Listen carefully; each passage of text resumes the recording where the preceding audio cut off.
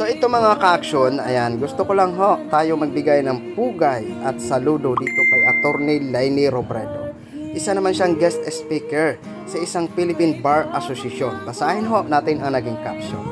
For justice and the rule of law, si Attorney Lainey ang naimbitahan, guest of honor at speaker ng Philippine Bar Association sa pagdiriwang nito ng 131st Street Foundation Day at Law Day kagabi.